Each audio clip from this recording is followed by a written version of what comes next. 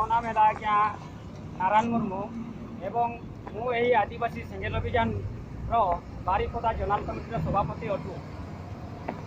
ଦେଖନ୍ତୁ, ଆମର ଏହି ଭାରତ ଦେଶ ଏକ ଧର୍ମ ନିରପେକ୍ଷ ରାଷ୍ଟ୍ର ଏବଂ ଏଠି ଆମର ଭାରତର ସମସ୍ତ ନାଗରିକମାନଙ୍କୁ ଆମର संविधान अनुच्छेद 25 को अनुसार समस्त को धार्मिक अधिकार प्रदान करा जायछि।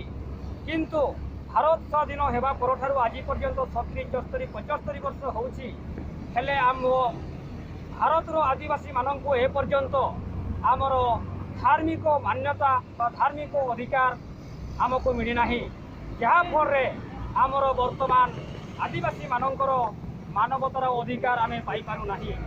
तेणु आज आमर आदिवासी सेंगेल अभियान राष्ट्रीय आदिवासी नेता सालखान मुर्मू नेतृत्व में आज भारतर 5टी राज्य में आम राष्ट्रव्यापी रेल रोड जाका जाम करने को बाध्य एवं यही आंदोलन पर जदि भारत सरकार आमको स्थान ना कलम कर दियंती नहीं बा घोषणा करती नहीं ताले भविष्य में आम आदिवासी सेंगेल अभियान तरफ आमर राष्ट्रव्यापी आंदोलन रेल रोड जाका जाम करू अनिर्दिष्ट काल आम जाम करने बाध्य हो।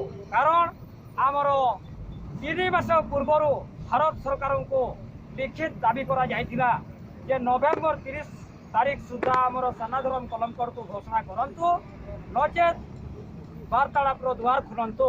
किंतु आज पर्यंत आमर भारत सरकार आम आदिवासी भारत आदिवासी मानक पक्ष को पक्षपातिता करिसेंती। तेणु आज डिसेम्बर 6 तारीख को आम यही राजरास्ता को ओह्लैवाई बाध्य हेलु एवं आज यही आम बम्बे चौक ओडिशार मयूरभंज जिला हारसकणा ब्लॉक बम्बे चौक आम रास्ता चक्का जाम कलु।